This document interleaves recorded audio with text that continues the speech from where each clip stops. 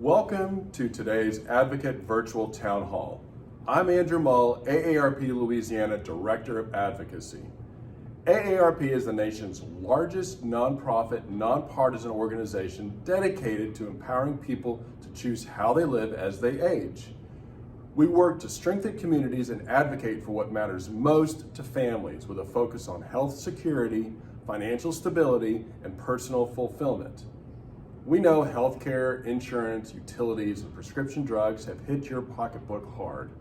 That's why AARP is your wise friend and fierce defender and brings common sense solutions to the table so you have a fighting chance to protect your finances. We hope you'll enjoy today's discussion regarding the impact of the 2024 elections on Louisiana and a look ahead to the 2025 legislative session.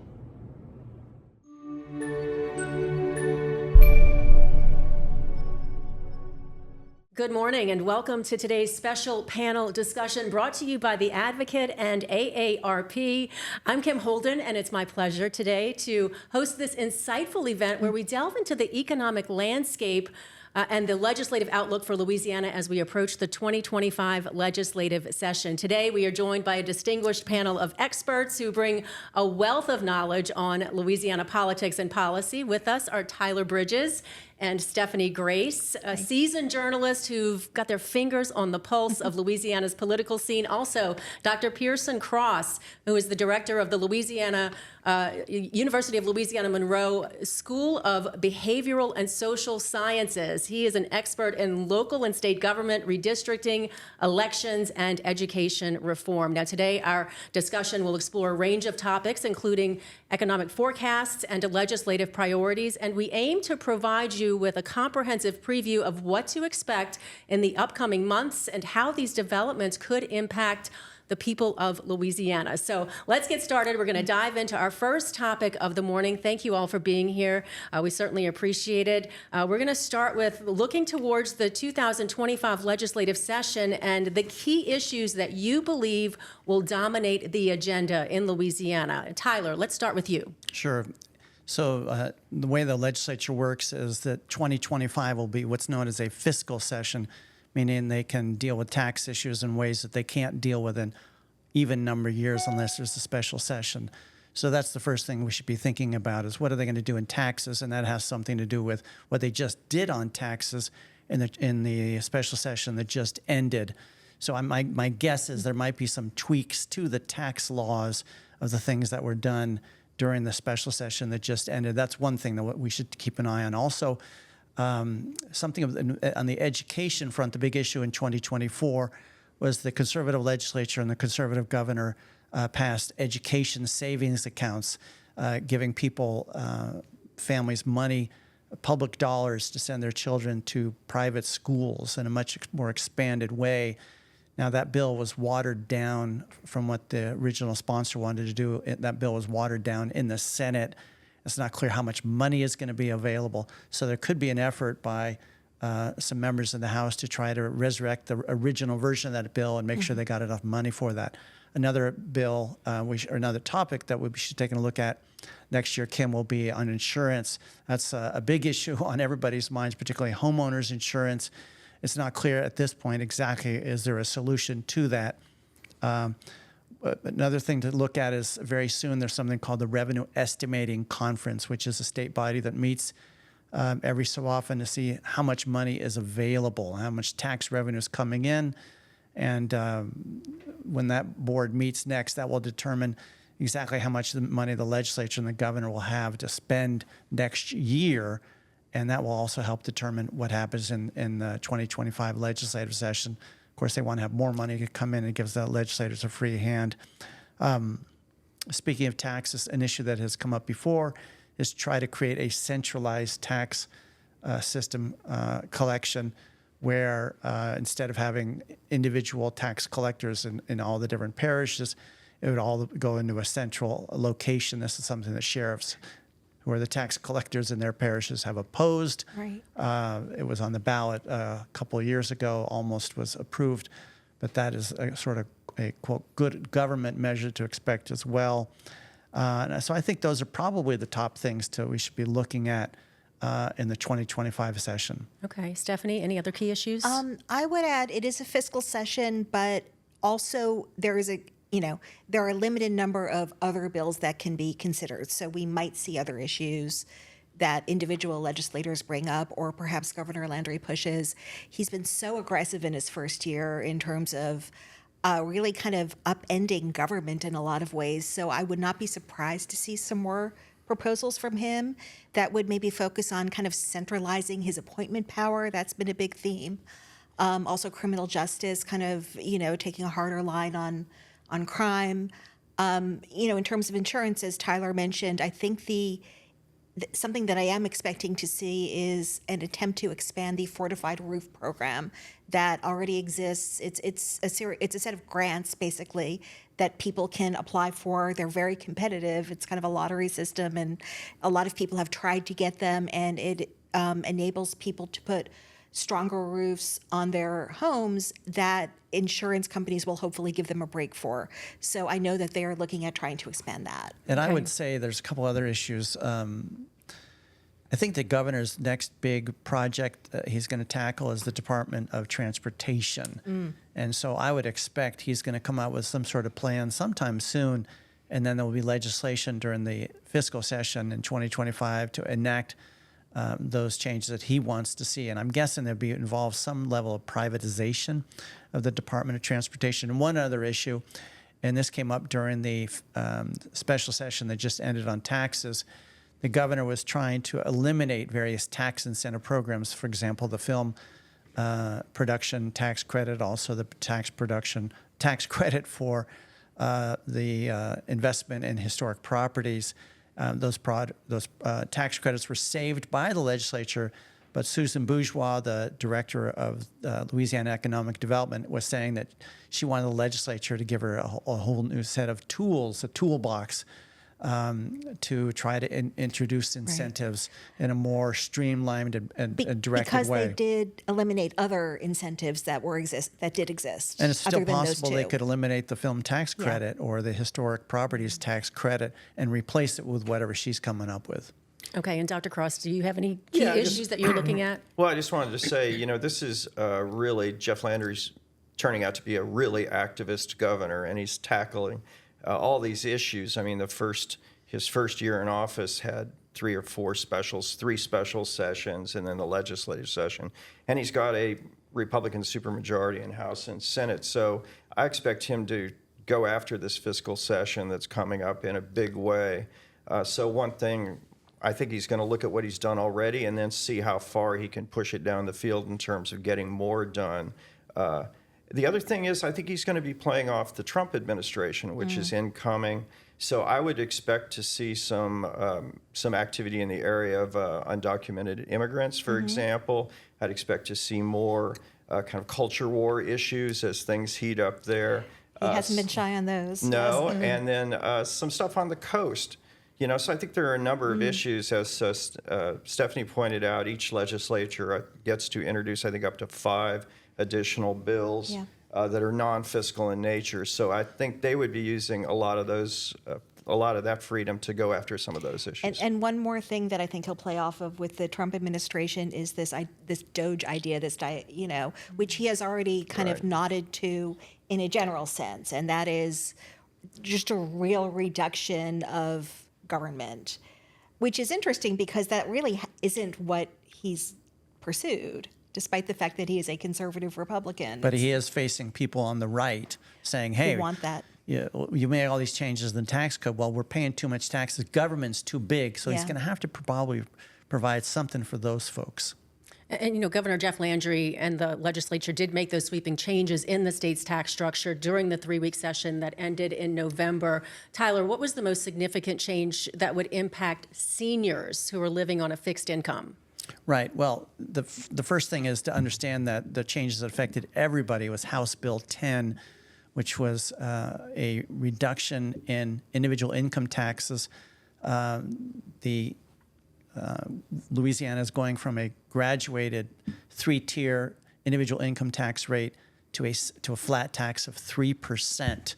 And at the same time, the standard deduction for individual filers is nearly tripling to $12,500. So that's going to affect everybody, including seniors. At the same time, to help pay for that, the state sales tax is going to go up to 5%. Louisiana already had the highest combined local and state sales tax in the country. Now it's going to be even higher. So seniors and all of us, when we go purchase goods, will be paying a higher in sales taxes. Now, there is one specific element in the tax changes that would benefit seniors, and that's going to be on the ballot on March 29. There's be a proposed constitutional amendment, and that would double the standard deduction for seniors. So whereas individual filers would get $12,500 on the legislation just passed by the legislature, if this amendment were passed in March, it would go up to $25,000. And I think it's important to say that you don't get to vote just on that. It's a very wide-ranging amendment, and that is one of the elements that's in it. So you can't just kind of... And that's not by accident. Yes, Right. it is. One of the things about seniors is seniors come in all varieties of economic health. So you have people who are not doing very well, not having much income, and other people are quite well heeled. And so the changes that Tyler just spoke to, if you're doing well, if you have an income of $1.8 million a year, the tax that you would get that you wouldn't get is over $15,000. Yeah. If you're at the bottom part of that spectrum, and you don't make very much money, you might actually pay more in sales tax than you get back in terms of an income tax relief. So it hits different groups differently. Right. That's a good point, Dr. Cross. And one thing that did not pass that would have affected seniors is there was a proposal to eliminate sales tax on prescriptions at the local level. They're already exempt at the state level, and that was going to be part of a trade for some other things, and it did not go through. Okay. So Stephanie, maybe we'll see it again. How do you see the economic policies discussed in the upcoming session impacting the average resident of Louisiana, not just the seniors? The upcoming session. The upcoming session. Well, I think we don't have the agenda yet. I mean, so much policy was just pursued in this special session, and then, as Tyler mentioned, we have a very wide-ranging constitutional amendment coming up in March. So, I would just say that go back to this tax package that the legislature just passed. Remember, the governor said that Louisiana, if it passes this tax package, will begin seeing a much more investment, job creation. The state will begin to reverse the population loss that occurred during the years of John Bell Edwards. What the governor didn't note is that actually median family income, which is what he has said is one of the metrics to show whether his tax package is working, actually median family income rose during the years of John Bell Edwards' governorship about the same as the national average. But again, the governor's bet is that this tax package is going to really boost the economy. yeah, and one of the things they were pursuing was for Louisiana to kind of get better ratings from these agencies that rank how business friendly states are. And, Louisiana is expected to get somewhat of a boost, maybe not as much as a boost as it would have gotten if the whole tax package had gone through. But, that's a pretty indirect measure when you look at how it will affect people's lives, right? Right. And I don't think we'll know very soon. I think it's these are long-term decisions that companies make where to invest. And yes, they look at tax policy, but they also look at quality of life issues and education and all kinds of other things. And Dr. Cross, in terms of economic policy, what strategies do you believe the state needs to adopt to address the challenges of job growth, education, health services? Well, as Stephanie just pointed out, part of it is tax policy, part of it's a friendly business climate, part of it is but a large part of it is an educated workforce and providing the kinds of things that make a region dynamic. So if you look to the models that certainly our governor and we've looked to for a while, Texas and Florida as states that are booming, that are gaining population and so on. It's a interesting recipe, but as an educator, I have to say both of those states have fantastic public education systems that routinely far outdistance Louisiana. So from my point of view, I think building some strength in particular areas in education would be a great move for the state of Louisiana. Anybody else want to chime in on that? Well, there's sort of a chicken and egg, right? What comes first? Do you invest more in education? I think the governor and the legislature's attitude as well. We need to create an environment where there'll be investment that will create jobs, that will increase tax revenue so we can spend more money on education. Would you agree with that? I don't know that they want to spend more money with education. We'll talk about education later, but my guess is that the governor would like to move education into private and take the state out of a central role and maybe have it be more of a supportive role and bring down. I mean, right now there's some commonality between what we were bringing in state income tax and what we were spending on education. And I think Governor Landry would probably like to flip those and say, well, let's take all that money we're spending on education and use that in the budget. And certainly they're not putting very much more money for early childhood education, Right. even though everybody agrees that that is a great investment in the future. That would be very targeted. And that goes back to some of the other things that in one of the special sessions, there were some changes of John Bel Edwards' criminal justice reforms, and it's just been shown that if you spend some of this money in early education and criminal justice reform and early intervention, then you save a whole bunch of money later on. And I'm not sure that the state of Louisiana is doing that right now. I think we're trying to wave the sign to companies saying, yeah, we're open for business. Yeah. I'm not sure states are going to buy that if we don't have the infrastructure and don't have the great place to live. And kind of another piece of that is with these changes that were passed last year, we will be locking more people up, and that is very expensive. So more money will be going towards that. Exactly. But that does seem to be something the public wants. Yeah.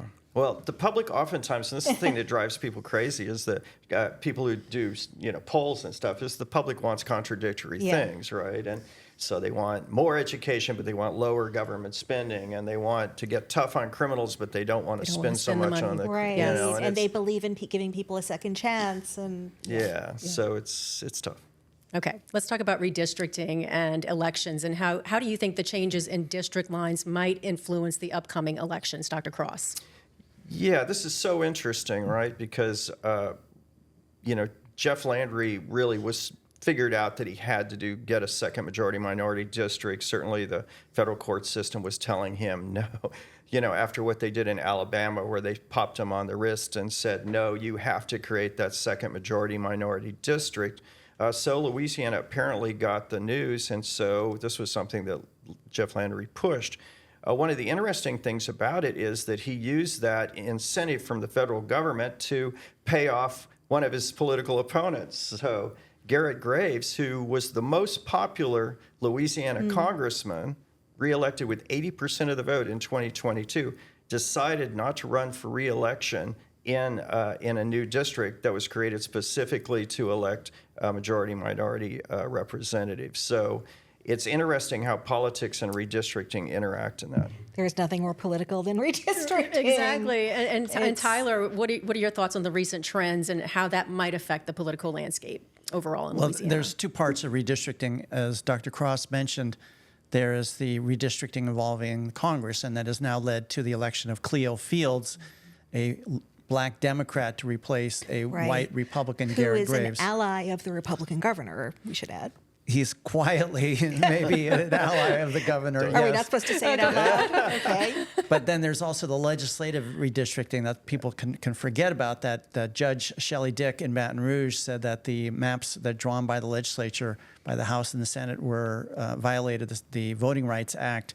And on January 7th, the appeals court is going to hear oral arguments on her ruling. So it's possible that in 2025, the federal appeals court could rule that the lines drawn by the legislature for the House and the Senate did indeed violate the Voting Rights Act, and that could lead to new elections. And at the same time, I believe there is still some legal action on the congressional districts going forward. So there is that new map that's in place, that was in place for this election. It might not be 2 years from now. And Cleo Fields, you remember, Stephanie, was elected Yep. to Congress in 1992.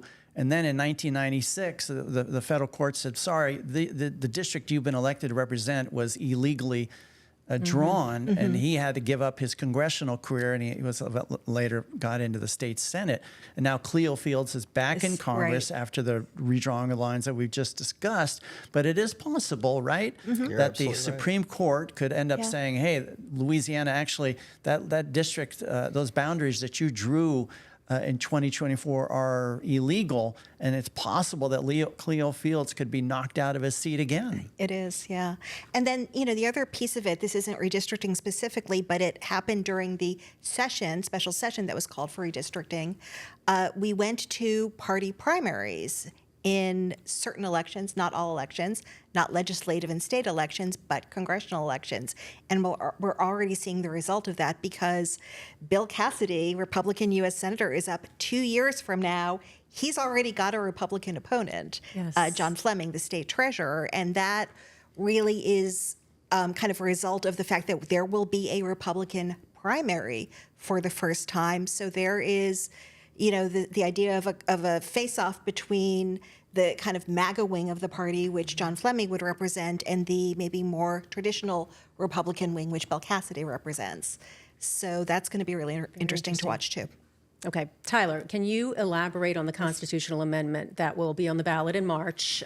Just what are the key components of the amendment, and what are the implications that it might have for the way government is run and the citizens of Louisiana? Sure, Kim. So just to avoid confusion, make sure everyone understands the changes that legislature made during the special session in November. Those are now law, which is collapsing the individual income tax to a flat 3%, reducing the top rate of the corporate income tax to 5.5%, eliminating the corporate franchise tax, which is a tax on the net worth of big companies, and also raising sales taxes and lowering how much the government can spend on the film tax credit program and the historic property tax credit. That's all law now. But the legislature also passed a bill giving us, the voters, a chance on March 29th to make major changes to the state tax code. And I think there's basically three of them. One is to eliminate 3 education trust funds and take that money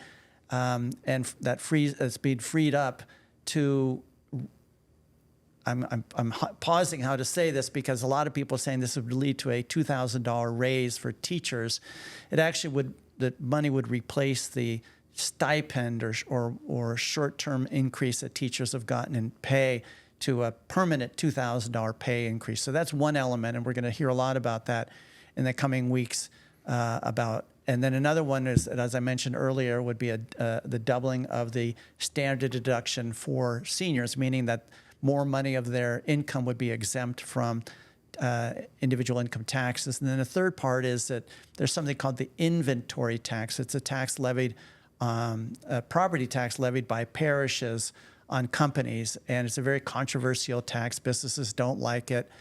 And parishes, if this amendment passes on March 29, parishes will have the option to opt out of continuing to collect this inventory tax.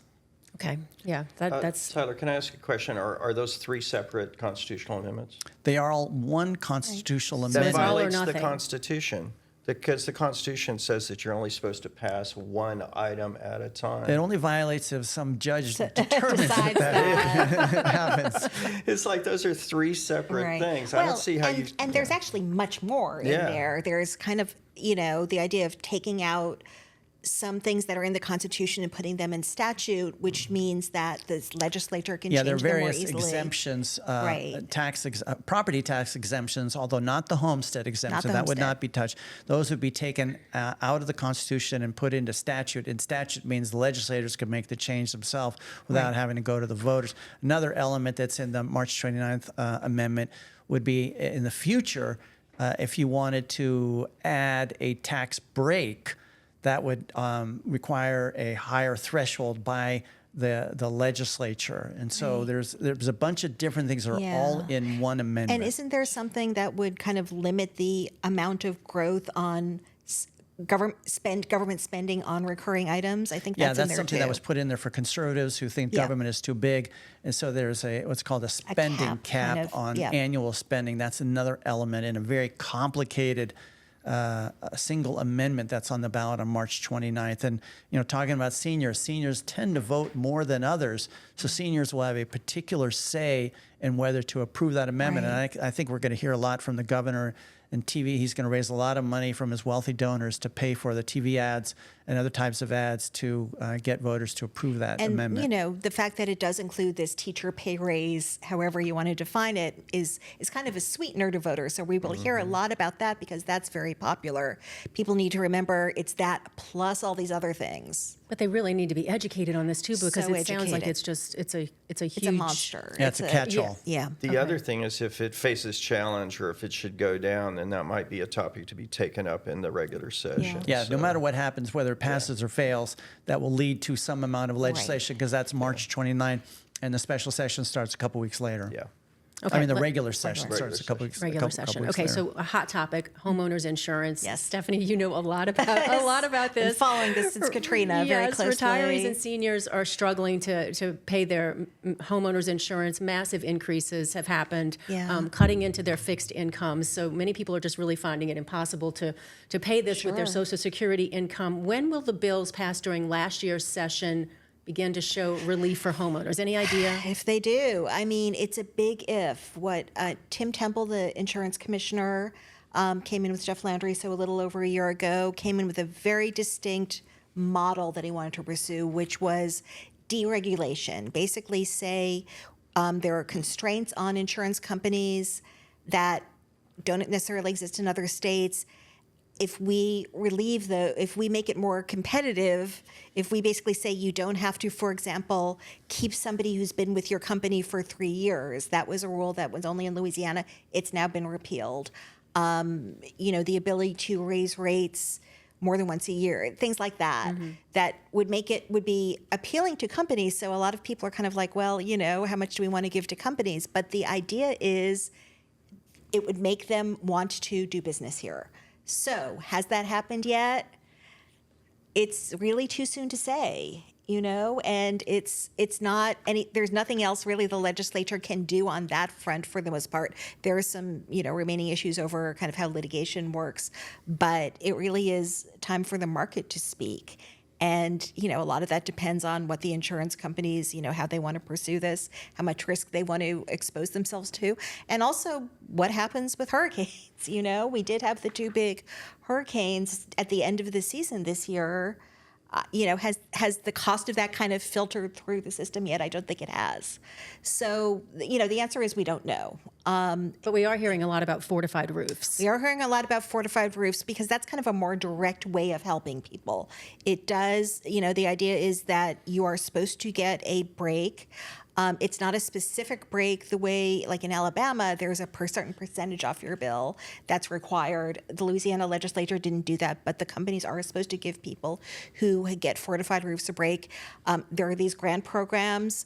The state is encouraging people, even if they don't get a grant, to put on a fortified roof because, with the idea being, it would lower your bill.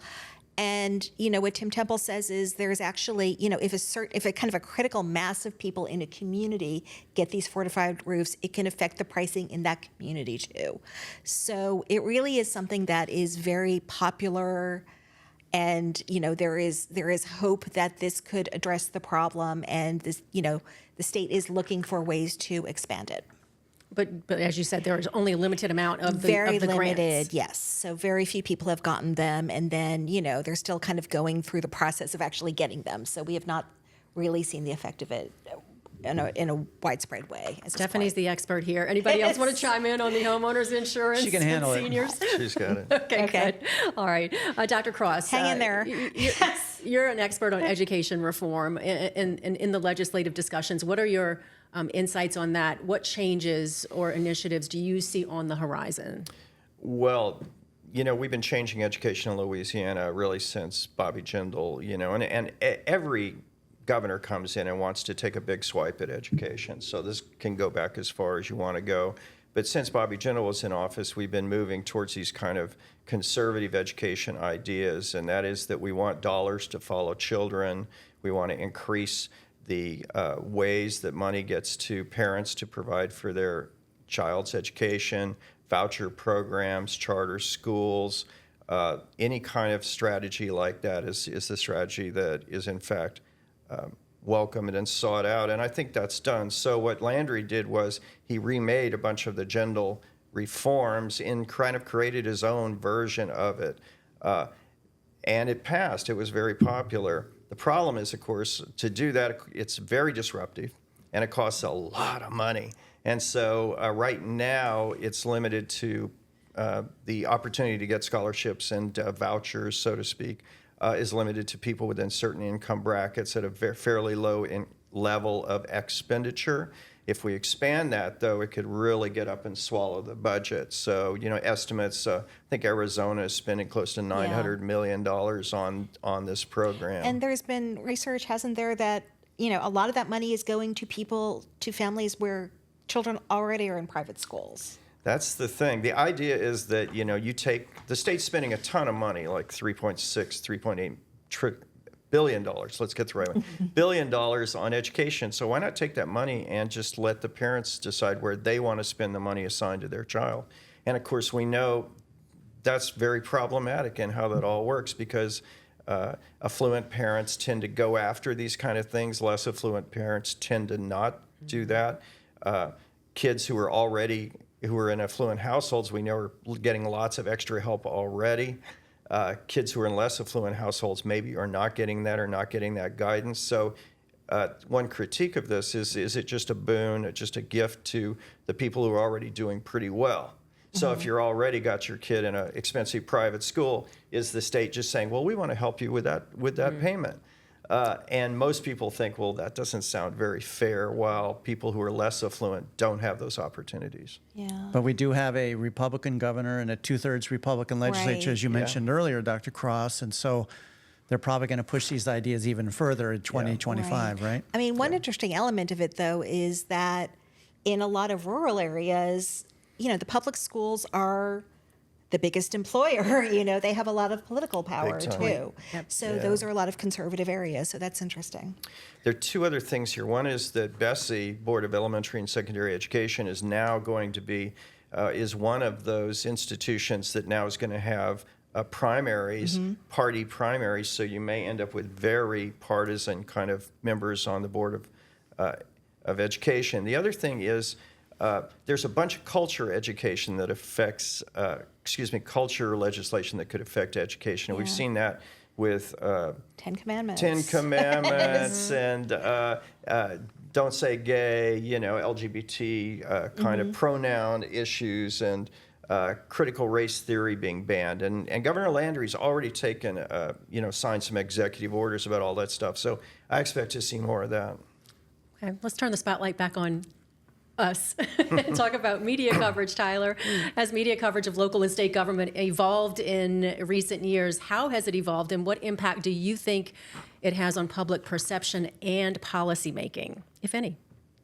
Yeah, I started covering the Louisiana Legislature in 1989, 1990, and what was called Press Row in the basement of the Capitol.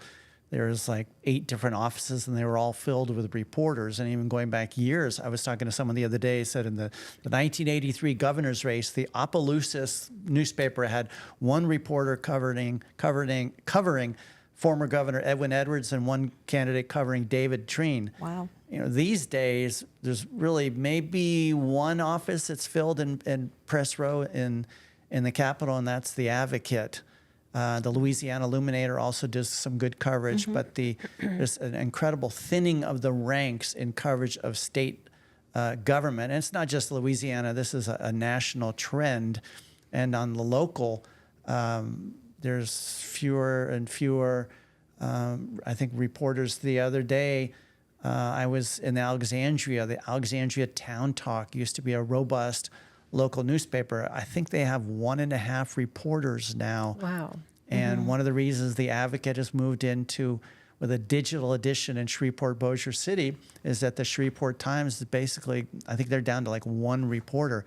So now robust coverage for folks up in Shreveport, Bossier is provided by the Advocate digitally. And Dr. Cross, you're in Monroe. Yeah, well, Greg Hilburn is the person for the Gannett papers, and there are, I think, 5 or 6 Gannett papers around the state, including the Shreveport Times and the News Star in Monroe, and the Town Talk, I think, is a Gannett paper.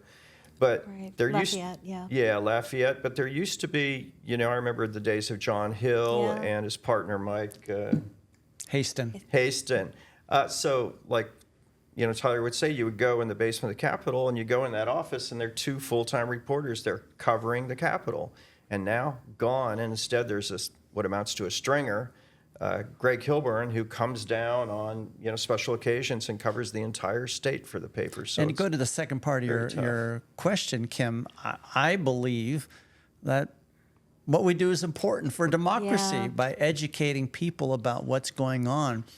Keeping an eye on our elected officials, I think they do a better job if they know that we are being watchdogs, if we're looking over their shoulders. And I think it's not a good thing if there are fewer of us doing that, being watchdogs, and also if don't have the same opportunity to tell the public what's going on. But do you see that trend going back the other way? It's come so far. Well, the one thing I'll say about the Advocate is that we have a pretty robust news operation, I think, compared to newspapers of a similar size, right, Stephanie? I think it's better in Louisiana than in a lot of state houses because we do still have this, a real bureau with multiple reporters. And we're covering 4 different markets, Lafayette, Baton Rouge, New Orleans, and Shreveport.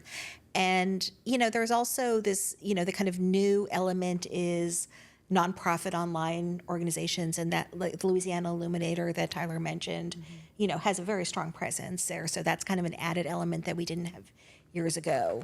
But I guess I'd add, we're facing some of the same issues that we're hearing about nationally, politically, which is people kind of going into their silos and lack of trust of media and, debate over what is a fact. And all of that affects us at the local level, too. Yeah, and I would make the argument, I'm a booster of my newspaper, that our job is to cover Democrats, Republicans, and no party/independents. And I get called back from all of those different people from those different political parties. And that's important for us to do because we're not presenting a right-wing agenda. We're not presenting a left-wing agenda. Stephanie, you have a point of view, but you just wrote a column praising Garrett Graves, who's a Republican, about how he should get a job in Washington. And I hope these people watching the show are subscribers to The Advocate because we do provide good news every day online and also printed newspaper as well. Good little plug there, Tyler. Got to get that plug in there. Yes, indeed. Okay, so as your perspective as experienced journalists covering politics, what are the most contentious topics that you see or you anticipate will emerge from this 2025 legislative session?